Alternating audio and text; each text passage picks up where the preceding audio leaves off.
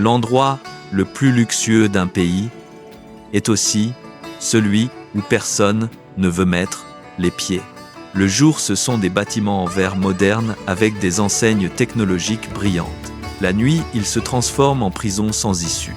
Un pays où les citoyens se tournent vers Facebook pour crier leur injustice au gouvernement. Le Cambodge. Un pays de femmes d'une beauté étrange, la plus singulière d'Asie du Sud-Est, avec des mystères jamais révélés. Marquez votre voyage à la découverte de ce pays mystérieux en commentant ci-dessous le lieu et le moment où vous regardez cette vidéo. Numéro 1. La vie réelle dans le plus grand empire d'escroquerie du monde.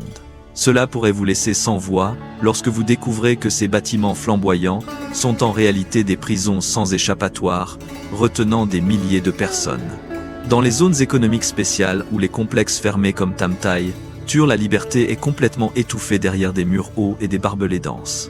Ces établissements se parent toujours d'une façade sophistiquée, sous le prétexte de centres technologiques ou sociétés de jeux en ligne, mais en réalité, ils abritent des usines de fraude en ligne à grande échelle, avec des gardes armés patrouillant 24 heures sur 24. Ces lieux sont même plus inaccessibles qu'une prison de haute sécurité, car ils échappent totalement au contrôle des autorités locales. C'est la destination finale du piège. Travail léger, salaire élevé, où des milliers de jeunes travailleurs de la région sont attirés par des annonces d'emploi sur Facebook promettant des salaires allant de 1000 à 2,0 $ américains par mois. Ce salaire est 5 à 7 fois supérieur au revenu moyen dans leur pays d'origine, poussant de nombreuses personnes naïves à tenter de traverser illégalement les frontières pour se retrouver dans une situation où il est facile d'y aller, mais difficile d'en revenir avec amertume. Une fois qu'ils ont franchi cette porte de fer fatidique, les victimes deviennent officiellement des outils de profit bon marché dans le tourbillon cruel des scénarios sanglants.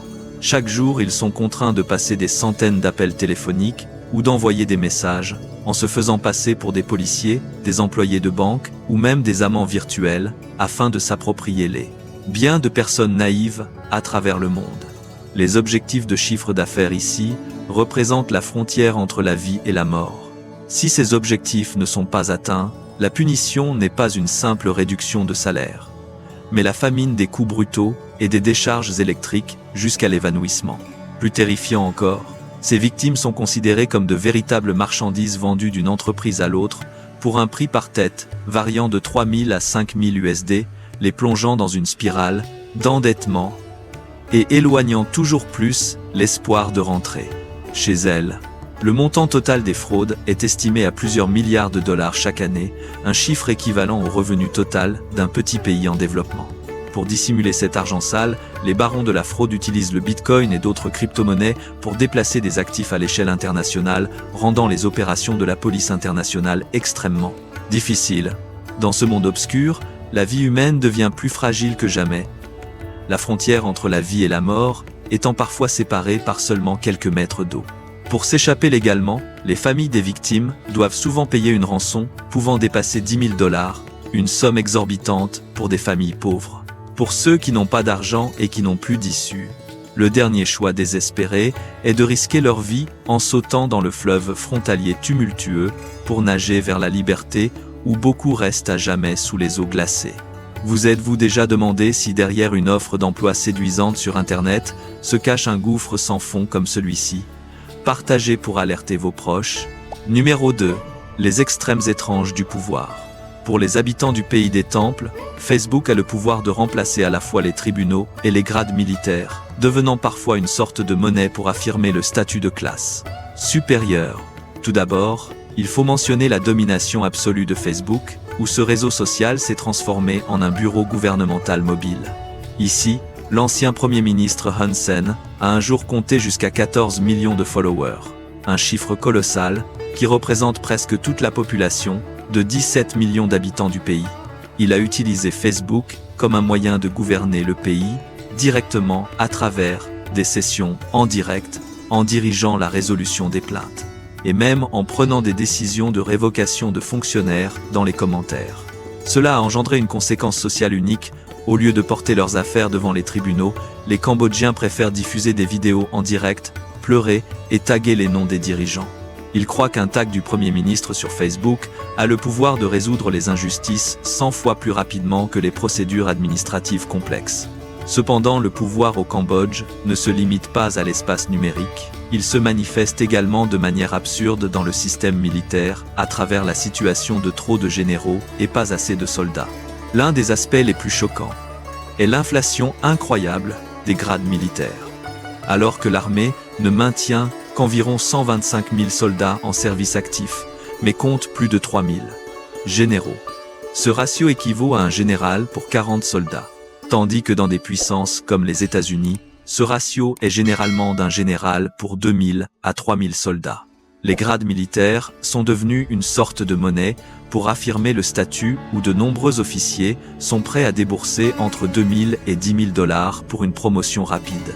Cette inflation s'est également propagée à l'administration où un ministère peut avoir des dizaines de secrétaires d'État, créant un système de gestion où tout le monde est un chef. L'inflation des titres ne se limite pas aux grades militaires ou aux postes administratifs, elle s'étend également à l'élite économique, à travers l'empire des Okna, ces contes du capitalisme moderne. Si en Occident on parle de milliardaires, au Cambodge, le titre d'Okna est une distinction royale élevée, accordée à ceux qui ont apporté d'énormes contributions financières au pays, généralement supérieures à 500 000 dollars. Les Okna détiennent toutes les artères économiques, allant de l'exploitation minière à l'immobilier de luxe, formant une structure de symbiose et un réseau de pouvoir étroitement lié à la sphère politique. Ici, l'argent et le patronage politique créent un cercle indissociable transformant les Okna en figures d'influence majeure façonnant profondément le visage social et économique du pays des temples. Numéro 3. Les belles femmes du pays des temples. Ne soyez pas surpris si vous voyez une femme cambodgienne prendre l'initiative de demander en mariage son futur époux. Les femmes cambodgiennes possèdent une beauté singulière, avec une peau dorée, des yeux noirs profonds et un sourire doux, révélant une force intérieure immense. Le symbole de leur culture est la danse Apsara, un héritage artistique qui exige une grâce et une minutie extrême jusqu'au bout des doigts. Cependant, derrière ces mouvements dramatiques et fluides, se cache un processus d'entraînement extrêmement rigoureux commençant dès l'âge de 5 à 7 ans. Pour obtenir des mains capables de se plier presque à 90 degrés, les jeunes danseuses doivent endurer des heures de douleur alors que leurs articulations sont continuellement étirées. Elles doivent se tenir sur une jambe pendant des heures, sous une chaleur accablante pour développer leur équilibre et leur patience. Cette résilience ne se manifeste pas seulement sur scène, mais se reflète également dans leur rôle de maîtresse de maison qui gère les finances du pays. Un aspect très intéressant de la société cambodgienne est que ce sont les femmes qui détiennent le pouvoir réel au sein des familles et des petites entreprises. Dans n'importe quel marché traditionnel, des vendeuses de poissons aux propriétaires de bijouterie, la majorité sont des femmes. Elles sont réputées pour leur rapidité de calcul et leur ingéniosité dans le commerce. Bien que l'extérieur du Cambodge puisse sembler être une société patriarcale, il existe en réalité un matriarcat caché. Les hommes cambodgiens ont souvent l'habitude de donner l'intégralité de leur salaire à leur épouse et de recevoir une allocation quotidienne pour leurs dépenses. Cette position est encore renforcée par la coutume proactive et unique de demander un mari. Dans la culture traditionnelle, Khmer, le rôle des femmes dans le mariage est très valorisé.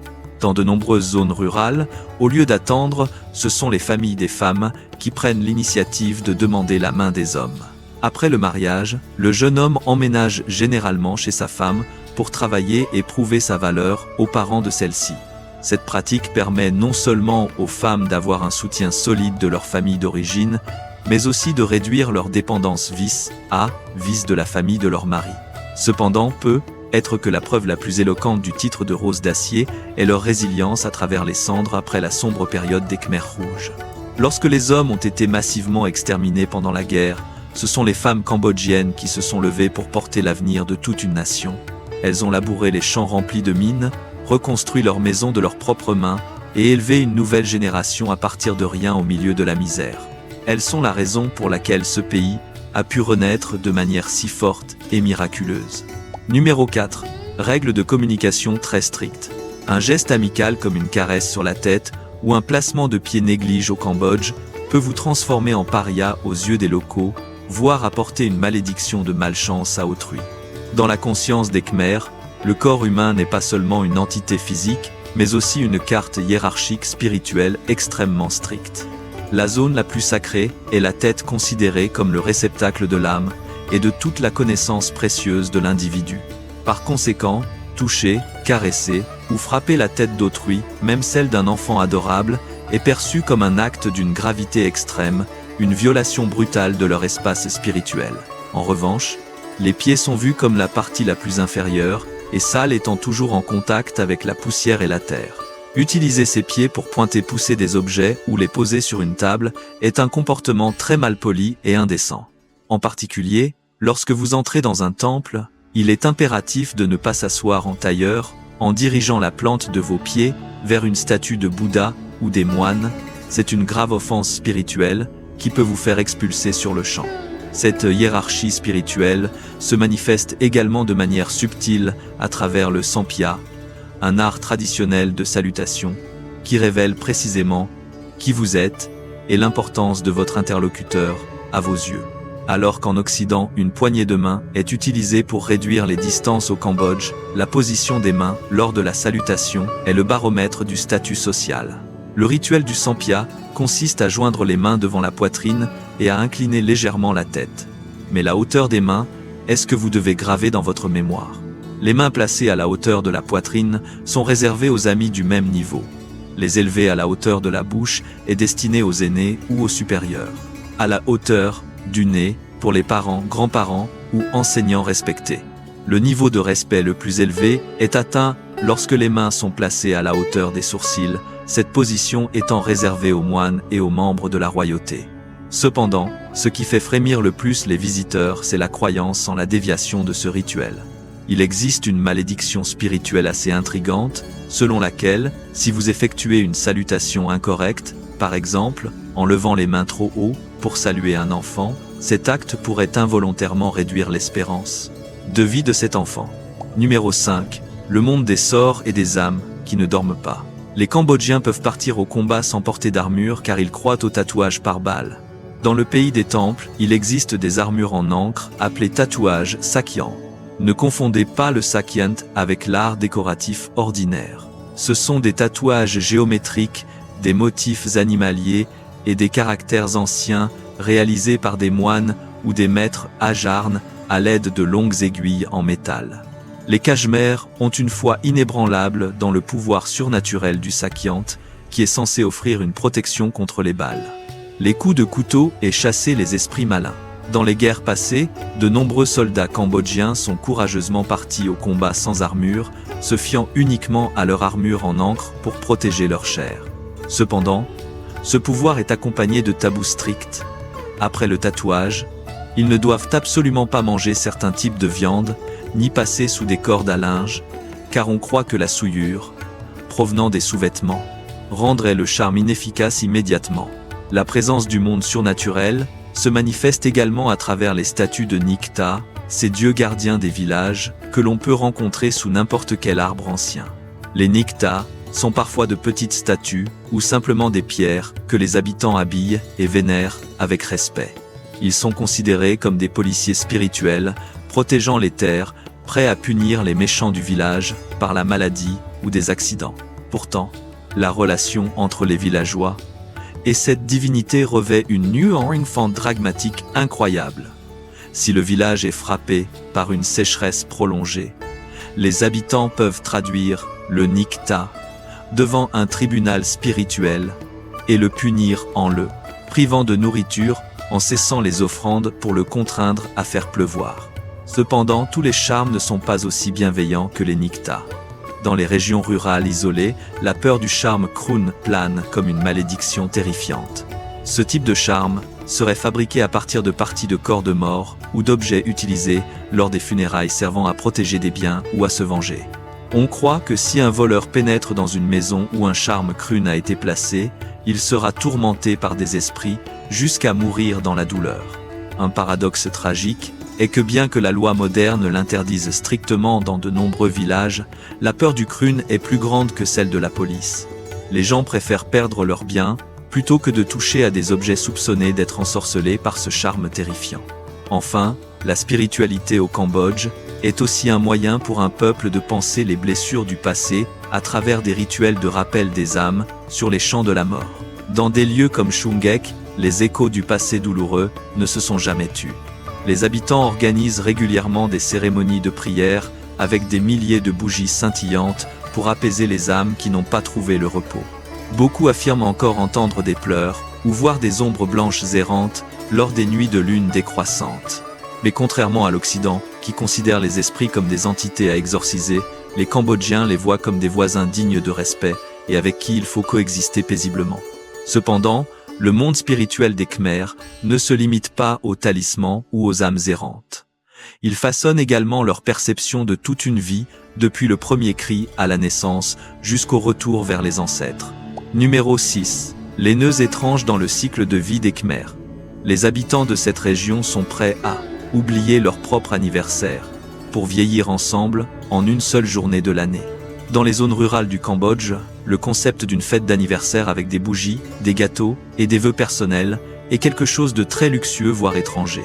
Beaucoup de personnes âgées ici ne peuvent pas se souvenir avec précision de leur date de naissance. Pour elles, le temps n'est pas mesuré par des chiffres sans âme sur un calendrier, mais par les saisons de récolte de riz ou les grands événements historiques de la nation. Au lieu de célébrer la naissance de chaque individu, les habitants ont une coutume extrêmement unique de l'âge communautaire. Tout le monde ajoute automatiquement une année à son âge lors du nouvel an Khmer, Chol, Chnam, Tmei, vers la mi-avril. Si en Occident l'anniversaire est un jour où je suis unique au Cambodge, c'est un jour où nous grandissons ensemble. À l'opposé de la simplicité de la naissance, le rituel d'adieu aux défunts au Cambodge est extrêmement coûteux et solennel, considéré comme le dernier luxe d'une vie. Une cérémonie funéraire traditionnelle peut durer jusqu'à 49 jours, avec des rituels complexes et coûter entre 5 000 et 9 000 $. C'est un paradoxe financier incroyable pour un pays avec un revenu moyen par habitant encore faible, car cette somme équivaut à plusieurs années d'économie d'un ménage. Cependant, les gens sont prêts à s'endetter pour organiser des funérailles grandioses, car ils croient que c'est la manière de préserver l'honneur de la famille et d'assurer la meilleure rédemption pour le défunt. Cependant être que la réalité la plus choquante pour les touristes internationaux est la pratique du goût amer à travers la fumée de cigarettes dans les zones rurales isolées. Dans certaines tribus, les petites filles de seulement 6 à 7 ans sont forcées par leurs parents à apprendre à fumer des cigarettes fortes. Cela peut sembler cruel, mais derrière cela se cache une philosophie étrange. Les anciens croyaient que fumer permettait aux jeunes filles de goûter à l'amertume et à l'intensité de la vie dès leur plus jeune âge, les préparant ainsi à faire face aux épreuves et aux tempêtes à venir. La pression sociale est telle que les jeunes filles qui ne savent pas fumer avant de se marier sont considérées par leurs voisins comme faibles et inférieures, rendant très difficile la recherche d'un partenaire.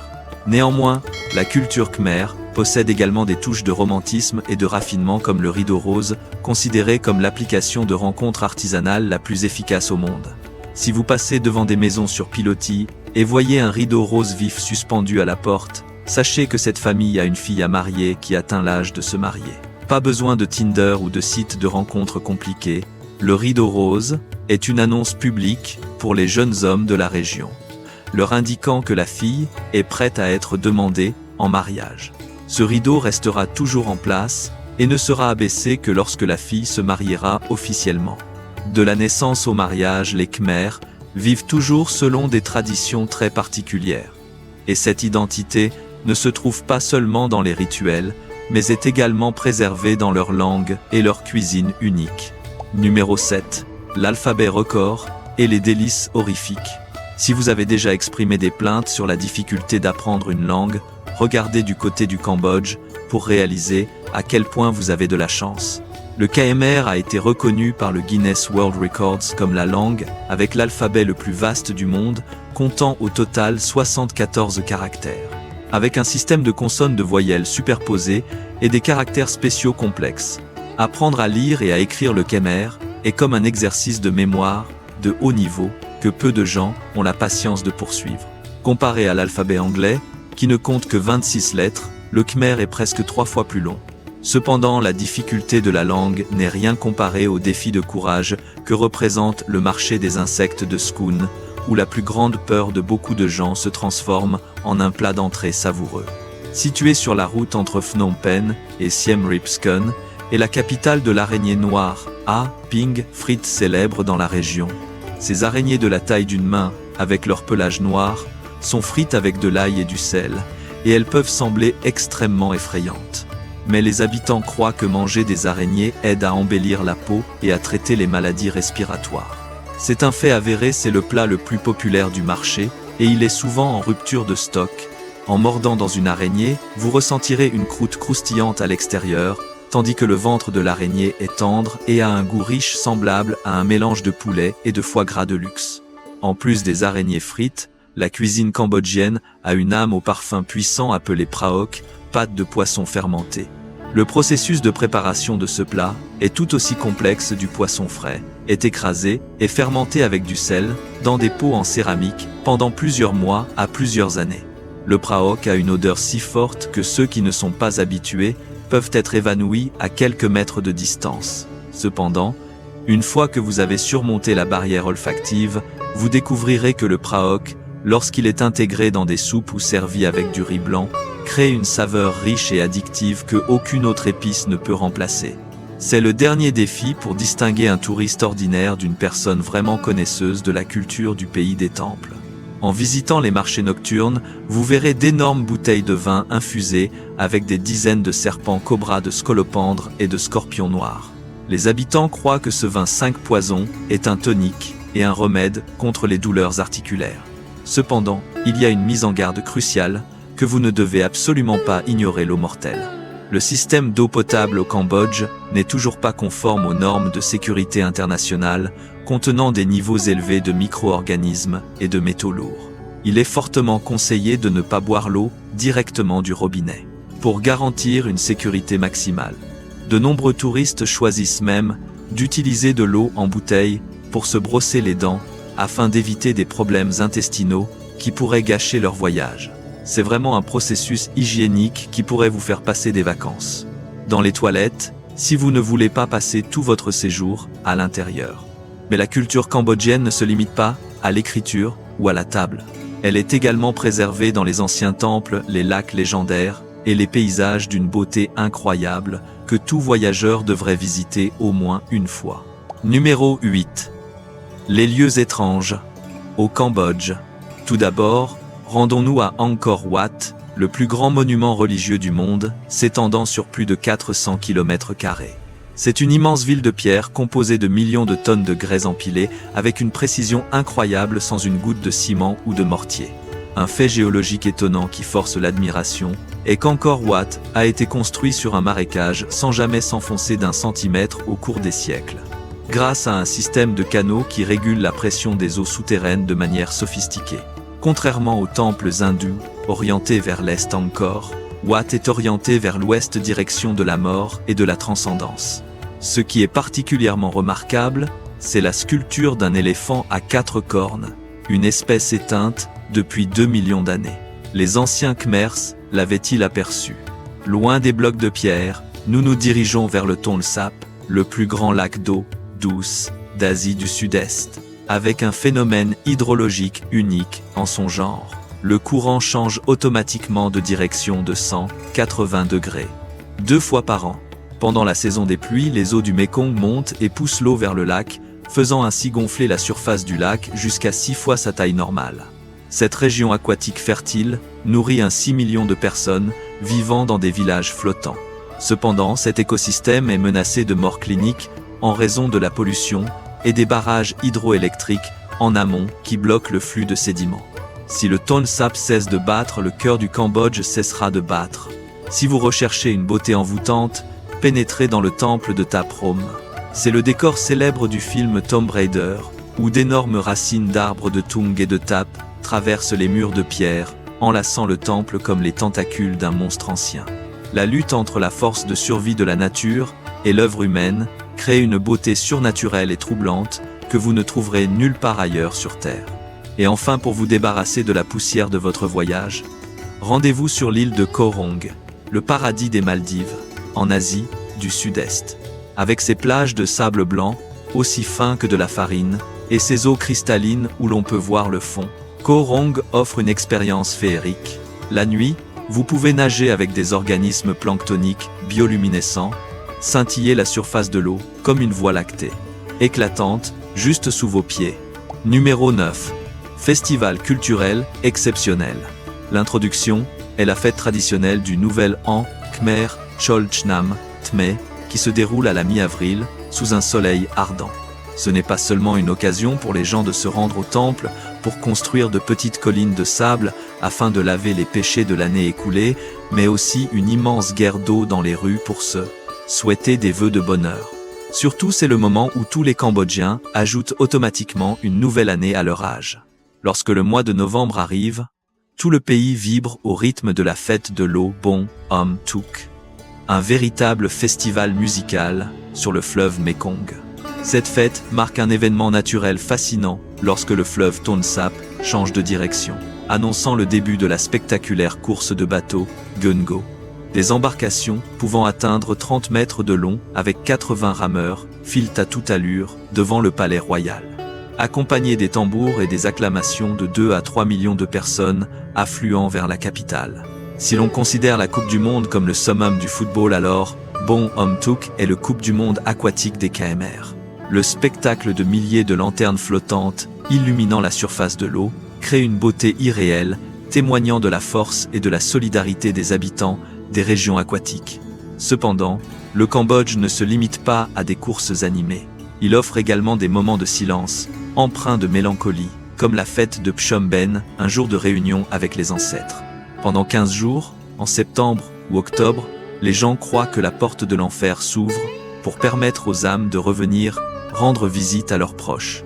Un rituel étrange appelé lancer de riz, Bay Ben, se déroule à 4 heures du matin dans une atmosphère brumeuse. Les habitants jettent de petites poignées de riz autour du temple, car ils croient que les âmes tourmentées Preta ont une gorge très étroite et ne peuvent manger que les grains de riz éparpillés à l'aube. C'est un acte profondément humaniste, témoignant de la compassion des vivants envers même les âmes les plus solitaires dans l'obscurité. Enfin, lorsque les vents de la mousson d'hiver soufflent, en décembre, le ciel cambodgien se couvre de gigantesques cerfs-volants Kleng Ek. Ce ne sont pas de simples cerfs-volants, mais de véritables musiciens du ciel, grâce à un dispositif en bambou, appelé Ek, fixé à leur sommet, produisant une mélodie douce, comme celle d'une flûte, lorsque le vent souffle. Avec une envergure, allant jusqu'à 3 mètres, des centaines de cerfs-volants chantent au milieu de la nuit, pour prier pour des récoltes abondantes et chasser la malchance. Numéro 10. La circulation défie toutes les règles. À Battambang, les habitants ont transformé des tronçons de voies ferrées abandonnés depuis l'époque coloniale en un système de transport unique au monde, appelé Nori.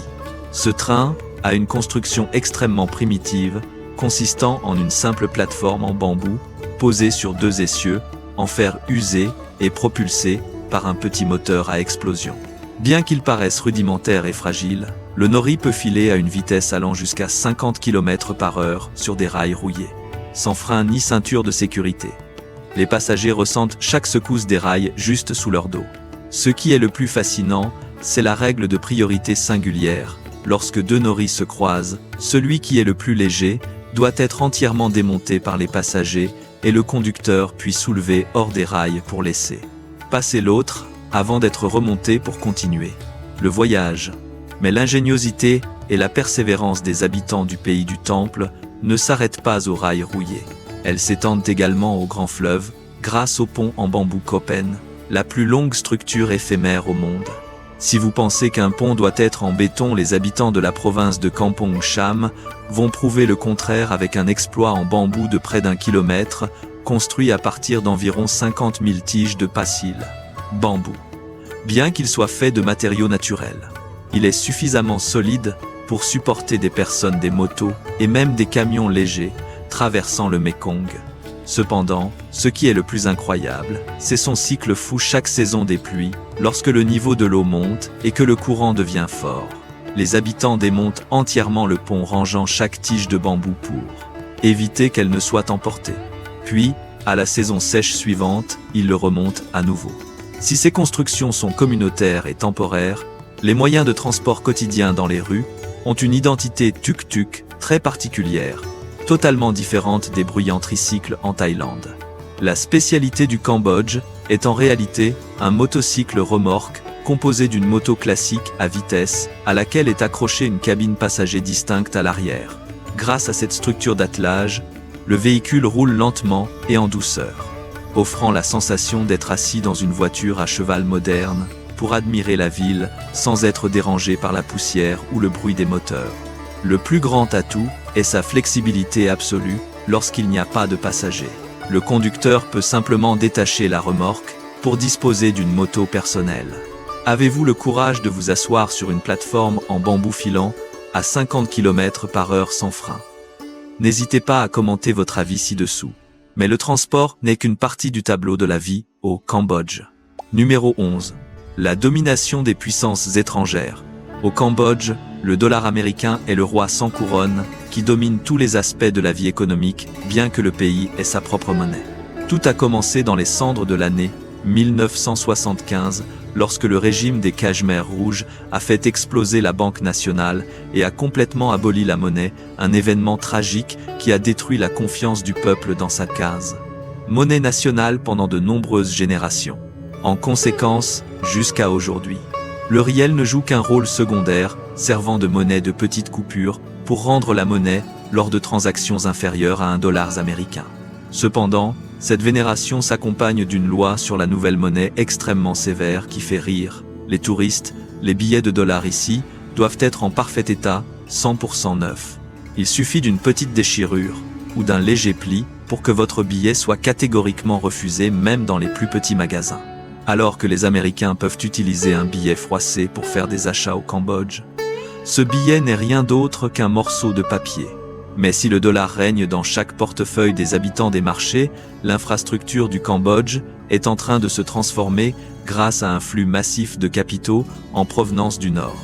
Actuellement, les investissements directs de la Chine représentent près de 50% du total des investissements étrangers dans le pays, et il est encore plus incroyable que 70% du système de ponts et d'autoroutes soit construit avec l'argent de Pékin.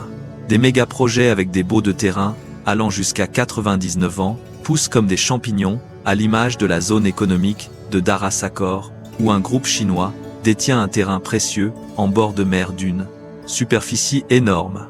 Ici, un aéroport avec la plus longue piste du Cambodge est en construction capable d'accueillir des avions de transport militaire lourds, mais il se trouve isolé au milieu d'une forêt déserte, créant un mystère inquiétant sur le véritable objectif derrière ces projets de milliards. Cependant, derrière ces routes larges et ces gratte-ciel se cache un coût extrêmement élevé que les habitants doivent supporter. De nombreuses familles ont été contraintes de déménager pour faire place à ces méga-projets, mais les compensations qu'elles reçoivent ne représentent souvent qu'une goutte d'eau dans l'océan par rapport à la valeur réelle des terres laissées par leurs ancêtres. Que pensez-vous de l'utilisation de l'argent américain, tout en empruntant les routes construites par la Chine au Cambodge? N'hésitez pas à laisser vos commentaires ci-dessous. Numéro 12. Les séquelles de la guerre sous terre. Le Cambodge détient un triste record en tant que pays, avec le taux de personnes handicapées dû aux mines antipersonnelles, le plus élevé au monde, avec un chiffre préoccupant. Une personne sur 290 souffre d'une blessure permanente. Ce taux est des dizaines de fois supérieur à celui de la plupart des autres pays, transformant les déplacements quotidiens des habitants des zones rurales en un véritable jeu de survie. Bien que les coups de feu aient cessé depuis des décennies, le sol cambodgien reste un champ de bataille inachevé. Un héritage douloureux de décennies de conflits incessants. Des chiffres alarmants indiquent qu'il reste environ 4 à 6 millions de mines et d'engins explosifs non explosés disséminés sur le territoire, faisant de ce pays l'un des endroits les plus densément minés au monde. C'est pourquoi pour les touristes, comme pour les habitants, lorsqu'ils se rendent dans des régions reculées, une règle de survie appelée « ne pas quitter les traces de pas » est considérée comme une loi tacite de vie ou de mort. Il est absolument interdit de quitter les sentiers ou les zones marquées comme sûres. Un pas curieux dans les buissons, juste pour prendre une belle photo, pourrait être votre dernier pas. Cependant, au milieu de ces terres mortes, une équipe de sauvetage spéciale est apparue pour apporter de l'espoir. Ce sont les rataupes géants d'Afrique, Aerorats. Avec leur avantage biologique, d'un sens de l'odorat extrêmement développé pour détecter les explosifs, mais un poids très léger. Environ 2 kg, ils peuvent se déplacer librement sur les champs de mines, sans déclencher les détonateurs. La légende Magawa, sera héros, est devenue un symbole mondial en découvrant 71 mines et 28 bombes non explosées en 5 ans de travail, contribuant à nettoyer des centaines de milliers de mètres carrés de terre. Leur efficacité est incroyable. Un rat peut inspecter une surface équivalente à celle d'un court de tennis en seulement 20 minutes, un travail qui prendrait à un humain utilisant un détecteur de métaux entre 1 et 4 jours. Mais au-delà du déminage, les Cambodgiens ont également appris à coexister et à transformer la douleur en art à travers la renaissance des morceaux de métal. Vous pouvez facilement trouver des bijoux raffinés, allant des bracelets aux colliers fabriqués à la main à partir de douilles et de fragments de mines désamorcés. C'est leur façon de recycler la guerre en paix, transformant des objets autrefois utilisés pour détruire en œuvres qui célèbrent la beauté et la vie. Et voici 12 faits intéressants sur le Cambodge. J'espère que ces 12 vérités vous ont offert une nouvelle perspective sur ce pays. Si vous avez trouvé la vidéo utile, n'oubliez pas de liker, de vous abonner et d'activer la cloche de notification pour ne pas manquer les prochaines aventures.